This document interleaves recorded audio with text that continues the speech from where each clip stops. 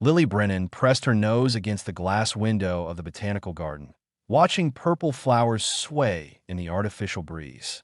At 8 years old, she had memorized every plant in this section of Station Harmonia.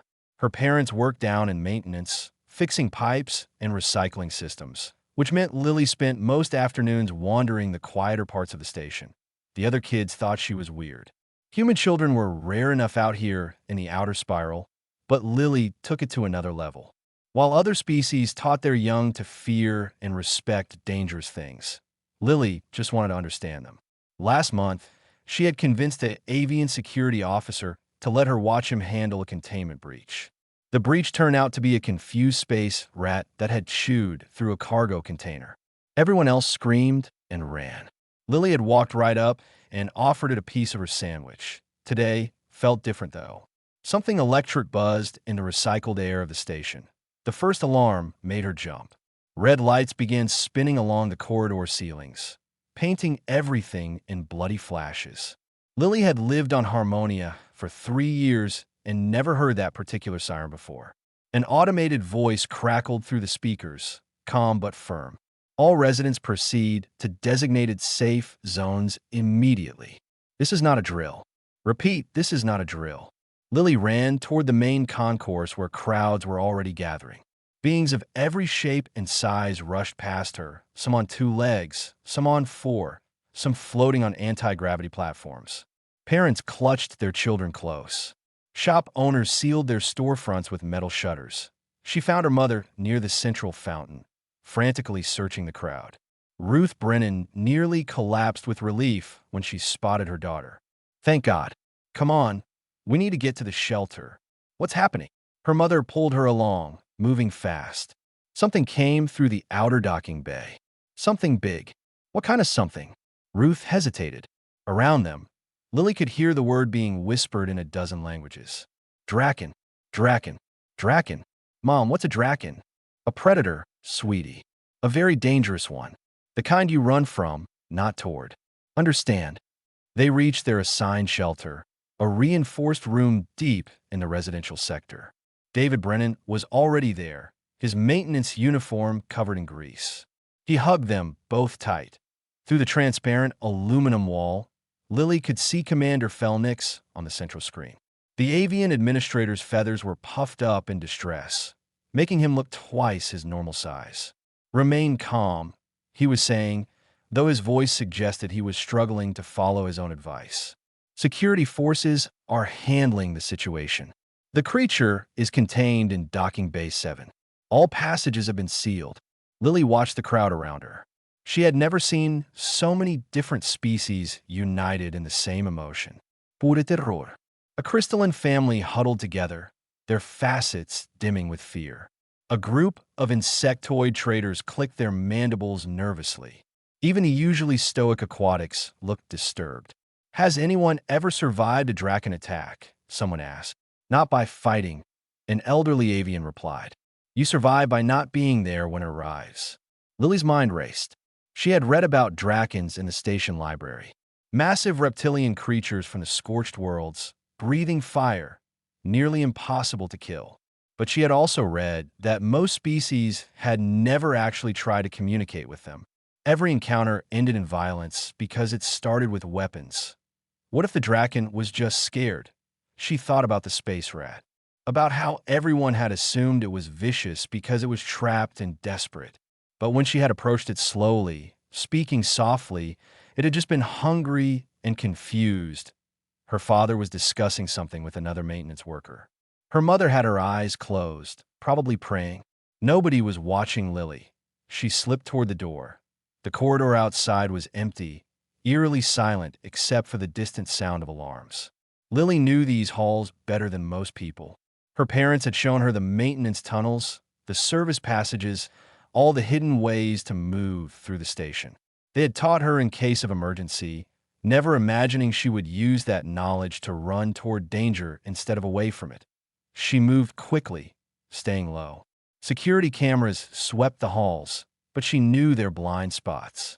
Down one level, through the service shaft, across the cargo processing area. Each step took her closer to Docking Bay 7. Through the walls, she could hear it. A sound that made the metal vibrate. Not quite a roar, not quite a scream. Something raw and primal that spoke of pain and fear and fury all mixed together. Lily paused at a junction. Her hands were shaking slightly, and her heart hammered against her ribs. Maybe everyone was right. Maybe she should turn around, go back to her parents, let the security forces handle this. But then she heard it again. That sound. And underneath the fear and fury, she heard something else. Loneliness. Lily took a deep breath and kept walking. The observation deck overlooking Docking Bay 7 was deserted. She climbed onto a cargo container to see through the reinforced window. The Draken was massive, bigger than any picture she had seen. Its scales were deep red and black, catching the harsh emergency lights like molten metal. Wings that could have wrapped around a small ship were folded against its sides. One wing hung at an odd angle, torn and bleeding, something that glowed blue against the dark scales. The creature was surrounded by automated defense turrets, all aimed at its head. Energy barriers boxed it into one corner of the bay. It paced back and forth, limping slightly, its golden eyes darting at every movement. Lily pressed her hand against the glass. "You're scared," she whispered, just like the rat. Below, the Draken suddenly went still. Its massive head turned, almost as if it had heard her, and Lily made a decision that would change everything. She started looking for a way down. Security footage later showed exactly when things went wrong. The timestamp read 14:47 station time, 3 minutes after the last evacuation warning. A small figure appeared on camera 12, moving through a cargo access tunnel that should have been locked in the command center. Nobody was watching camera 12. They were all focused on the Draken. Lily found the access hatch behind a stack of shipping containers. Her father had shown her this entrance once, explaining it was for emergency equipment delivery. She remembered the code because it was her birthday backwards. Her fingers trembled as she entered the numbers. The hatch opened with a hiss. The cargo platform lowered her slowly into the docking bay. The sound of machinery seemed impossibly loud. Lily crouched low, certain the Draken would notice, certain the automated defenses would trigger, certain someone would stop her. Nothing happened. Her feet touched the metal floor of the bay. She was inside. The Draken was 50 meters away, still pacing behind the energy barriers. Up close, it was even more enormous. Each scaled foot was the size of a transport vehicle. Its tail, dragging behind it, left score marks on the reinforced floor. Heat radiated from its body in visible waves. Lily stepped out from behind the platform. She was completely exposed now, a tiny human child standing in an empty docking bay with a creature that could end her life with one careless movement. That in the command center, someone screamed. Commander Felnick spun toward camera 12's feed and felt his blood freeze. Who is that? How'd a child get in there? An officer was already checking the biometric scanners. Lily Brennan, age 8, daughter of maintenance workers David and Ruth Brennan. "Sir, she's inside the containment zone. Get her out. Now, send in a security team." Dr. Harrow grabbed the commander's arm. The human xenobiologist had been studying the Draken remotely, and his face was pale, but his voice was steady. Any sudden movement might trigger an attack response. If armed personnel enter that bay, the Draken will see them as threats. "So what do we do? Watch her die?" "I don't know," Harrow admitted. "But I know the human child just did something no one else in this galaxy would dare attempt." The Draken had noticed her. Its pacing stopped. The massive head swung in her direction, golden eyes with vertical slits focusing on the small figure in the middle of the bay. Lily's survival instincts screamed at her to run. Every cell in her body knew she was prey standing before a predator. But she had learned something important from her years on the station, from her encounters with frightened creatures that everyone else feared. Fear makes things worse. She stood very still and raised her hands slowly, palms out. The gesture was universal across most species. See, no weapons, not a threat. The Draken tilted its head slightly, reminding Lily of a confused dog. She took one step forward. In the command center, someone gasped. Her parents had just arrived, summoned by security when they discovered Lily missing from the shelter. Ruth Brennan's scream cut through the tense silence. "That's my daughter. Get her out of there." David held his wife back, his face gray with terror, but his eyes were locked on the screen. He knew his daughter. He had seen that determined expression before. Lily took another step, then another. She was walking at a steady pace now, not fast enough to seem aggressive, not slow enough to seem hesitant. Just walking, like she was approaching any other new friend. The Draken remained motionless, watching her approach. Its nostrils flared, taking in her scent. No fear smell. This creature, this tiny, soft thing, was approaching without the chemical signature of terror that the Draken had smelled from every other being since arriving on this station.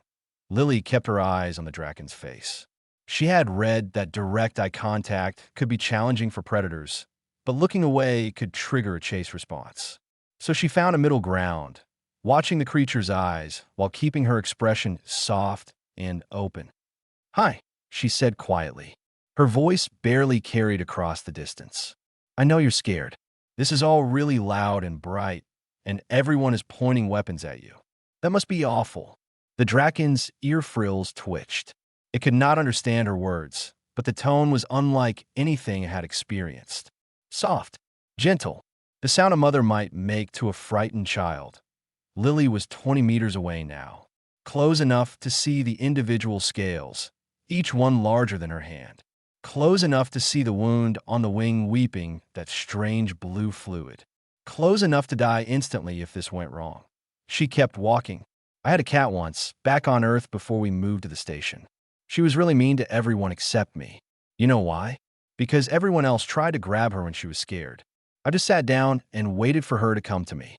15 meters, the Draken lowered its body slightly, coiling its legs underneath.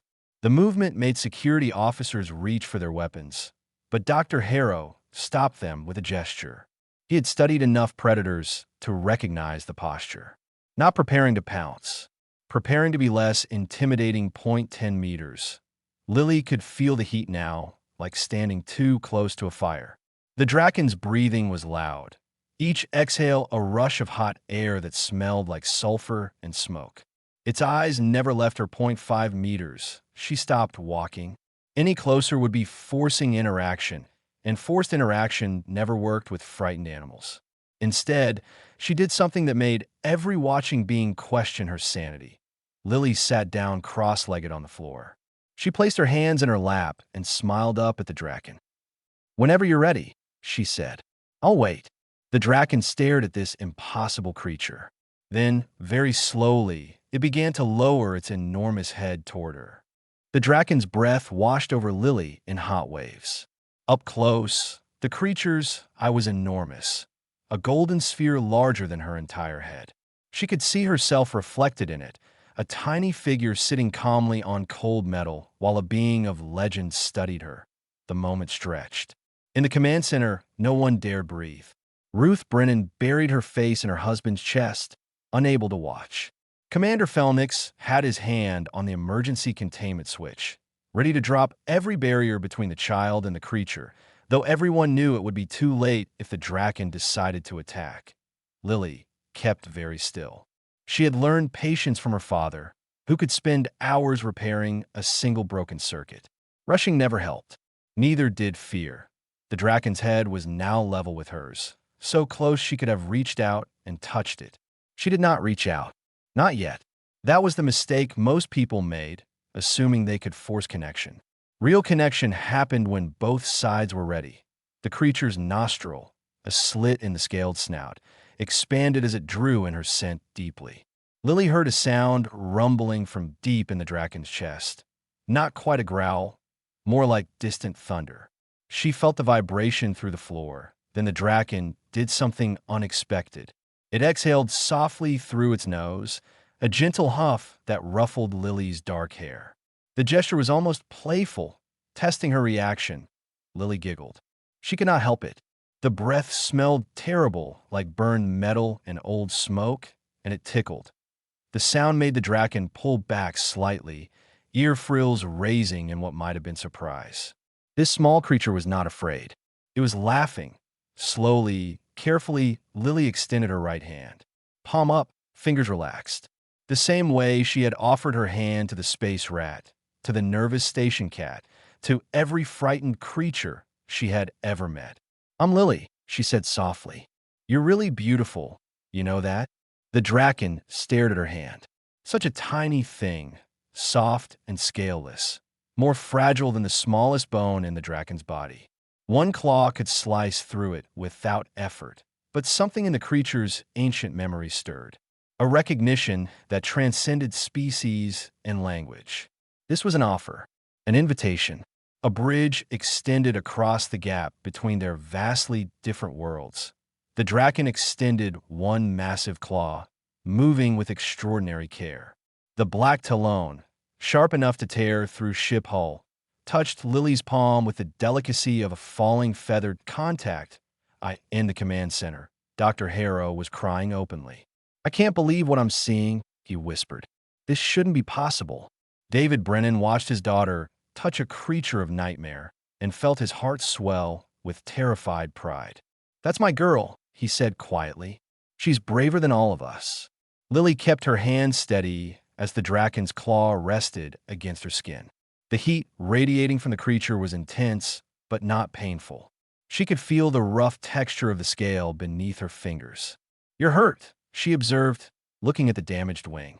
"That must really hurt. I fell off the climbing structure last year and broke my arm. It was awful." The Draken rumbled again, and this time Lily recognized the sound for what it was. Not a threat, a response. The creature was trying to communicate. She stood up slowly, keeping her movements gentle and predictable. The Draken watched her rise, but did not pull away. Lily walked carefully around the massive head, toward the injured wing. "May I look?" she asked, as if the Draken could understand. But the tone mattered more than the words. Respect mattered. The Draken shifted slightly, extending the damaged wing. The membrane was torn in 3 places, and the blue fluid that served as its blood had pooled on the floor. Lily had no medical training, but she knew pain when she saw it. She turned toward the nearest security camera, knowing they were watching. She gestured at the wing, then pointed to herself and made a bandaging motion. The message was clear. This creature needed help, and she was asking them to provide it. Commander Felnix stared at the screen. "She wants us to send medical supplies into a containment zone with an active Draken." An officer looked horrified. "Sir, we cannot risk more lives." Dr. Harrow stepped forward. "I'll go. I'll take a medical kit and approach exactly as the child did. Slowly, respectfully." "You're certain?" The doctor straightened his shoulders. "That child has shown us something we needed to see.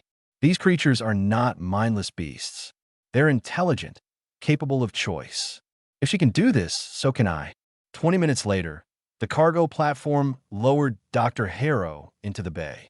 He carried a large medical kit and moved with exaggerated slowness.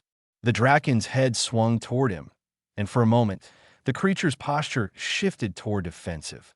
Lily placed her hand on the Draken's snout. "It's okay. He's here to help. He's a friend." The simple touch calmed the creature. It relaxed, watching the doctor approach, but not moving to attack. Harrow knelt beside the wing, hands shaking slightly as he opened the medical kit. "Hello there, magnificent one," he said softly. "Let's see what we can do about this wound." Working together, Lily and Dr. Harrow cleaned and dressed the tears in the wing membrane. The Draken remained perfectly still throughout, occasionally rumbling when something hurt, but never pulling away. Lily talked the entire time, a stream of gentle commentary that seemed to soothe both the creature and the terrified doctor. "There," Harrow said finally, sealing the last bandage. "That should help it heal." The Draken turned its head, looking at each of them in turn. Then it did something that would be replayed 1,000,000 times across the galactic network. It lowered its head and gently touched its snout to Lily's chest, right over her heart. A gesture of gratitude that needed no translation. Lily wrapped her arms around the Draken's snout as far as they would reach. "You're welcome," she whispered. "You're safe now. I promise." In that moment, watching through the cameras, the galaxy learned something new about humanity. They did not conquer through strength or dominate through fear. They conquered through something far more powerful. They offered friendship to monsters and monsters became something else entirely. 3 days had passed since the incident. Station Harmonia was still buzzing with activity, but the energy had shifted from panic to curiosity. News feeds across the galaxy showed the same footage on repeat. A human child walking calmly towards certain death, sitting down, and making a friend. Lily spent every waking hour in Docking Bay 7. Her parents had tried to enforce normal routines, but Commander Felnix himself had overruled them. The Draken became agitated whenever Lily left, refusing food and pacing the containment area until she returned. The creature had a name now. Through careful observation and a developing system of gestures, Lily had learned to communicate basic concepts. She had pointed to herself and said Lily enough times that the Draken seemed to understand it was her identifier. When she pointed to the creature and raised her eyebrows questioningly, it had huffed and tapped its chest with one claw, then gestured at its wings. Ash Wing, Lily had decided, watching the way light played across the dark scales. Is that okay? The Draken had rumbled, and what she had learned was approval to Doctor. Harrow had barely left the bay either. He had set up a mobile research station in one corner, documenting everything. The data was revolutionary. Drakens had always been classified as territorial predators with animal-level intelligence. But Ashwing was proving that assessment wrong. The creature understood cause and effect. When medical teams needed to check the wing's healing progress, Ashwing would extend it voluntarily. When food was delivered, the Draken waited until given permission before eating, as if understanding the concept of manners. Most remarkably, Ashwing had learned to modulate strength and temperature around fragile beings. Watch this, Lily said to her father during one visit. She held up a piece of fruit from her lunch. Ashwing, gentle. The massive head lowered. Jaws that could crush steel opened carefully, and a long tongue, surprising pink against the dark scales, delicately took the fruit from her palm. David Brennan shook his head in amazement. I still can't believe this is real, he muttered. 3 days ago, we thought we would watch you die. Now you're hand-feeding a Draken. Ashwing was never going to hurt me, Lily said with absolute certainty. Everyone was just too scared to see it. But not everyone had adjusted to the new reality. That afternoon, a delegation arrived from the Galactic Council. 6 representatives from 6 different species, all looking deeply uncomfortable as they entered the docking bay. That Ashwing's posture immediately shifted to defensive, wings spreading slightly despite the healing injuries. The creature recognized authority figures and did not trust them. Lily moved to stand between the Draken and the delegates. It's okay, she said to Ashwing. Then to the delegates, you're scaring them. Can you maybe look less threatening? A crystalline representative, her facets reflecting the harsh bay lights, spoke with a voice like wind chimes. Child, we mean no harm. We have come to discuss the situation. What situation? Lily asked, though she suspected she knew. The Draken situation, an insectoid delegate clarified. The creature cannot remain on this station indefinitely. Why not? Lily's voice had an edge to it that made her father wince. He recognized that tone. His daughter had inherited her mother's stubbornness. Because it is a predator, the crystalline said gently. A dangerous one. The peace you have achieved is remarkable, but it is not sustainable. Eventually, instinct will override whatever bond you have formed. Dr. Harrow stepped forward. With respect, your assessment is based on incomplete data. We have observed complex social behaviors, emotional regulation, and clear signs of higher intelligence. This is not a mindless beast following instinct. Then what is it? An avian delegate challenged. A person, Lily said simply. Ashwing is a person, just different from us. The delegates exchanged glances. The concept was radical. Personhood had always been defined by certain criteria: language, technology, social structure. Drakens had none of these in forms that other species recognized. Even if we accept your premise, the insectoid said carefully, there remains the practical concern. Station Harmonia is a civilian installation. Housing a Draken poses risks. Ashwing is safer than half the species on this station, Lily argued. The aquatic in Section 9 can produce enough poison to kill everyone in a 100-meter radius. Nobody tries to kick them out. The aquatic has never eaten anyone. Neither has Ashwing. Commander Felnix had been listening from the observation deck. He activated his communicator. If I may interrupt. His voice echoed through the bay. The child makes a valid point. We have many potentially dangerous beings on this station. We manage risk through understanding and accommodation. Why should this be different? Because Drakens have a history, the crystalline replied. Every encounter on record has ended in violence. Every encounter started with weapons, Dr. Harrow countered. Show me one instance where a Draken was approached peacefully, and I'll show you what actually happens. This is that instance. And what happened? No violence. Just a frightened creature grateful for kindness. The debate continued for hours. Lily sat with Ashwing during most of it, leaning against the warm scales while bureaucrats argued about the Draken's fate. At one point, she felt the rumbling in Ashwing's chest that meant the creature was upset. I won't let them take you away, she promised quietly.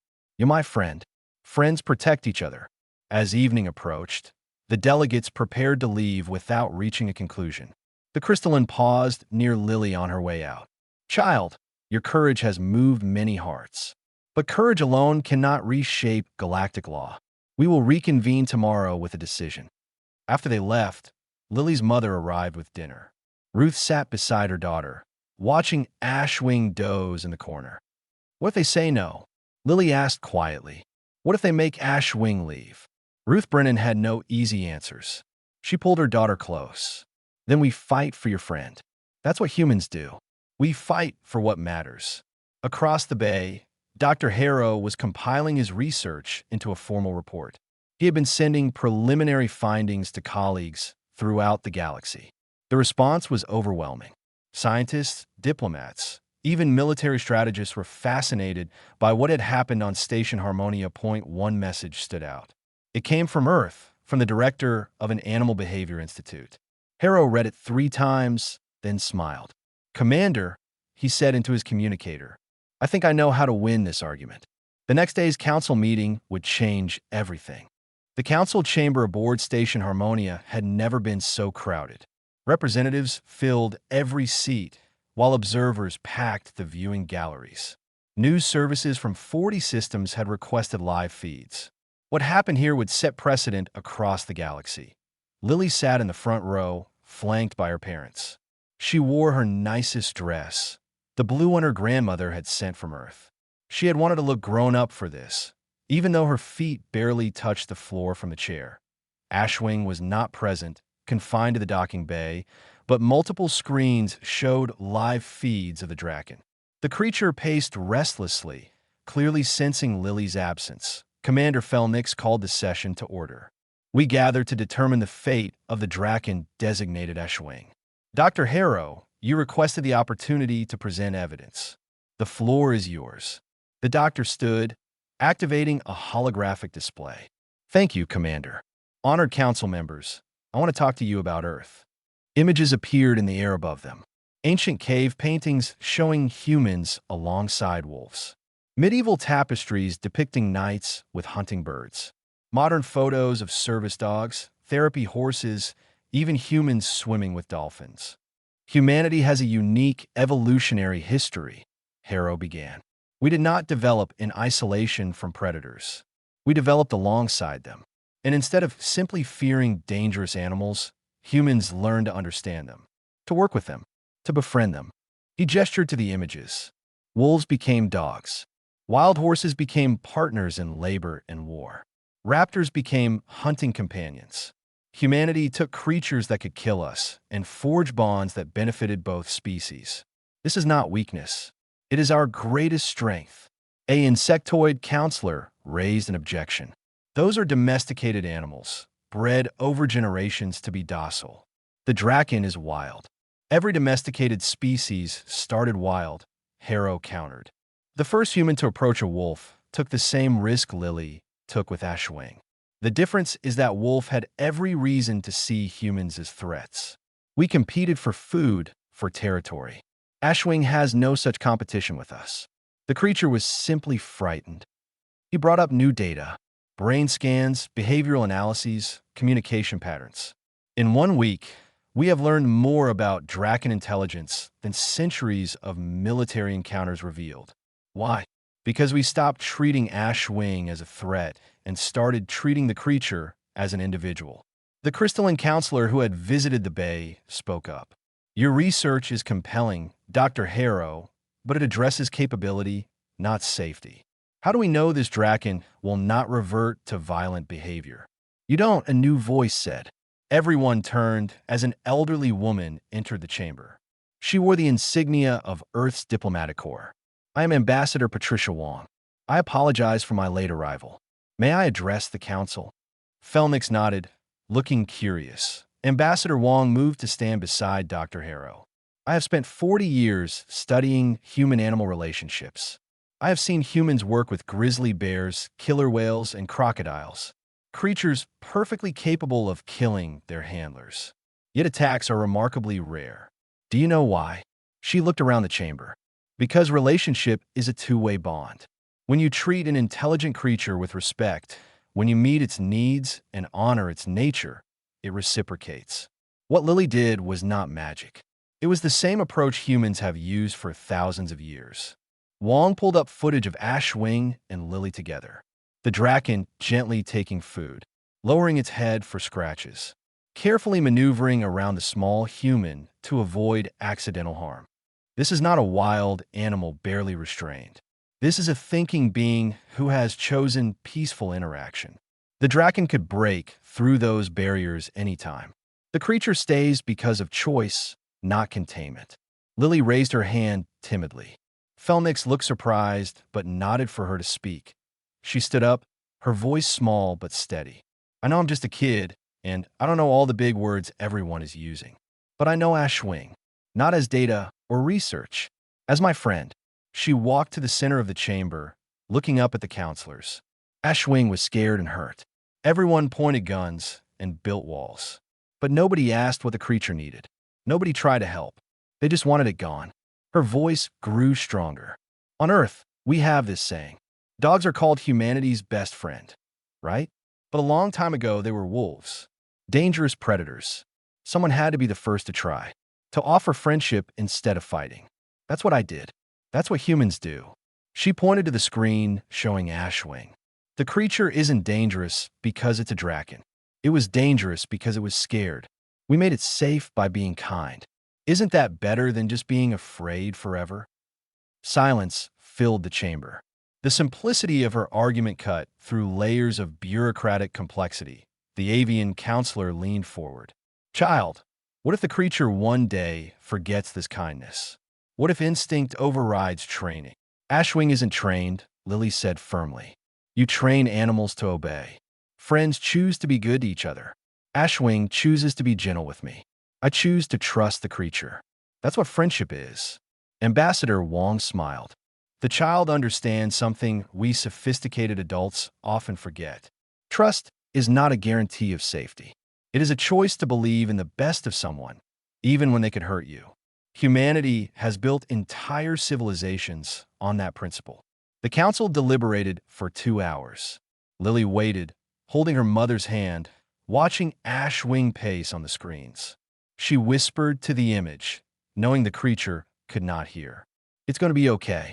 I promise. Finally, Felnix returned to his seat. His expression was unreadable. The council has reached a decision, he announced. By a vote of 8-4, with 2 abstentions, we have approved a provisional arrangement. Lily held her breath. Ashwing will be permitted to remain on Station Harmonia under the following conditions. The creature will be part of a long-term study on interspecies bonding.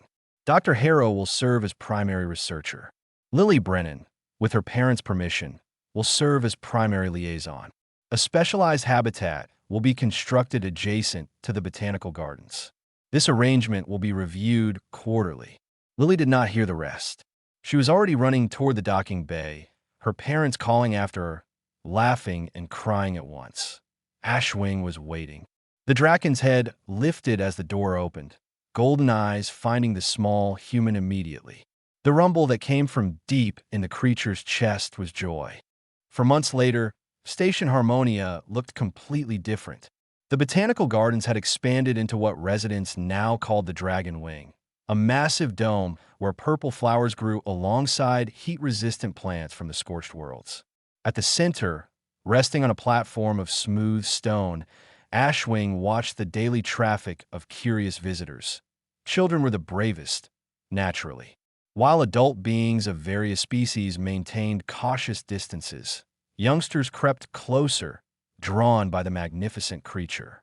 Ashwing had learned to stay very still during these encounters, allowing small hands to touch scales, letting younglings climb carefully on the lower parts of the tail. Lily supervised every interaction, teaching the other children what she had learned. Gentle hands, quiet voices. If Ashwing's ear frills go flat, give space. See how they're up and relaxed? That means friendly. A small insectoid child, barely 3 years old, approached with clicking mandibles. Her parent watched nervously from behind a planter. Lily knelt beside the child. Want to say hello? The child clicked rapidly, their species' version of an excited yes. Lily guided the small hand to Ashwing's snout. The Draken exhaled softly, warm breath ruffling the child's antennae. The child's clicking turned to delighted chirping. See, Lily said to the watching parent. Ashwing is good with kids. Better than most adults, honestly. Dr. Harrow documented everything from his observation station. His research had become the most accessed scientific paper in galactic history. Universities across 40 systems were now studying the Harmonia model, as it had become known. How to approach potentially dangerous species with respect rather than weapons. But the real test came on a Tuesday morning, station time. Alarms woke Lily from sleep. Not the calm evacuation tones from Ashwing's arrival, but sharp, urgent blasts. Her father burst into her room, already dressed in his emergency maintenance gear. Pirates, he said shortly. 3 ships. They've disabled our communication relay and are demanding access to the cargo holds. Get to the shelter now. Lily's mind raced. Where's Ashwing? Lily, no. Not this time. This is not your responsibility. But she was already running, pulling on clothes as she moved. She knew her father would not physically stop her, not after everything that had happened. She heard him curse and follow. The Dragon Wing was in chaos. Automated defenses were activating, metal shutters beginning to seal. Ashwing stood in the center of the dome, neck arched, wings spread despite the healed injuries still being tender. The Draken's eyes were locked on something beyond the transparent aluminum ceiling. Lily ran to the creature's side. You can feel them, can't you? The danger. Ashwing's rumble was different from any sound she had heard before. Deeper, harder. This was not the gentle giant who played with children. This was the apex predator, the creature of legend, fully awakened. Commander Felnix's voice crackled through speakers. All residents remain in shelters. Security forces are engaging the pirates. Do not, under any circumstances, leave safe zones. Lily looked up at Ashwing. The Draken looked down at her. In that exchange, an understanding passed between them. Ashwing had a home now, had friends, had younglings who touched scaled snouts with trusting hands. And home was worth protecting. You want to help? Lily said. Not a question. The rumble confirmed it. She ran to the nearest communication panel. Commander Felnix, this is Lily. I'm in the Dragon Wing with Ashwing. The creature wants to defend the station. Static, then Felnix's voice strained with stress. Absolutely not. We cannot release a Draken during a hostile engagement. The risk is too great. Greater than letting pirates tear through the station. An explosion rocked the structure. Somewhere close, hull plating had been breached. Lily heard screams through the walls. Families fleeing deeper into the station's core. Doctor Harrow's voice joined the channel. Commander, you know my research. You know what Ashwing is capable of. We have a protector right here, and we're keeping it caged. Another explosion. Closer this time. Lily could see through the dome ceiling. A pirate ship maneuvering into docking position.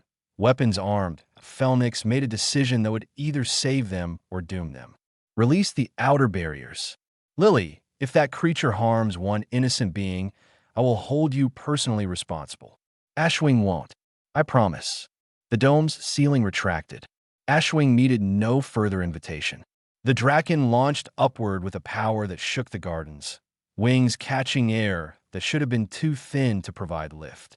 But Drakens were creatures of impossible physics, and Ashwing rode the station's gravity field like a surfer on waves. The pirates saw it coming. They fired, energy weapons tracking the massive form. But Ashwing was not the trapped, wounded creature from 4 months ago. This was a Draken at full strength, defending its territory. Fire bloomed in the vacuum. Real fire, burning with heat that should have required oxygen. The pirate ship's hull began to glow red. Ashwing struck with claws that tore through military-grade plating like fabric. The ship broke apart, pieces spinning away into space. Escape pods ejecting desperately. The other two pirate vessels immediately changed trajectory. They had come for easy prey. They had found a dragon. Ashwing pursued, roaring silence into the void, and the pirates fled. Station Harmonia's sensors tracked them until they jumped to hyperspace, running faster than they had ever run before. The Draken returned to the station gentle as a falling leaf, landing in the gardens where children waited. Ashwing folded wings carefully, mindful of the flowers, and lowered a head to accept Lily's embrace. She hugged the scaled snout, laughing and crying. You did it. You protected everyone. Around them, beings emerged from shelters. They had seen what happened. A creature they had feared, that had nearly been expelled from the station, had just saved their lives. That a crystalline mother approached slowly, carrying her child. The youngster who had been so frightened at first. She knelt before Ashwing, placing one faceted hand on the Draken's foot. Thank you, she said simply, for protecting my family. Others came forward, one by one. Beings of a dozen species approached the Draken, not with fear, but with gratitude. Ashwing rumbled softly, accepting their thanks with the gentle dignity of one who understood the weight of what had happened. That evening, Lily sat in the gardens with her parents and Dr. Harrow, watching Ashwing doze peacefully. The station was repairing itself, but something fundamental had changed. They're calling Ashwing the guardian of Harmonia, Ruth said, reading the news feeds. There's already discussion of changing regulations across the galaxy, about reclassifying Drakens as protected sentient beings. David shook his head in wonder. All because her daughter walked up to a monster and saw a friend. Not a monster, Lily corrected sleepily, leaning against Ashwing's warm side. Never a monster. Just scared and alone. Like any of us could be. Dr. Harrow smiled, making final notes in his research log. He wrote, Humanity's gift to the galaxy is not their technology or their courage. It is their fundamental belief that everyone, no matter how different or dangerous they seem, deserves a chance at friendship first. They approach with open hands and open hearts, and in doing so, they transform the untamed into the beloved, the feared into the cherished. Out on Station Harmonia, a child and a dragon slept peacefully, and the galaxy learned that sometimes the bravest thing is not running away from monsters. It is walking toward them with kindness and discovering they were never monsters at all.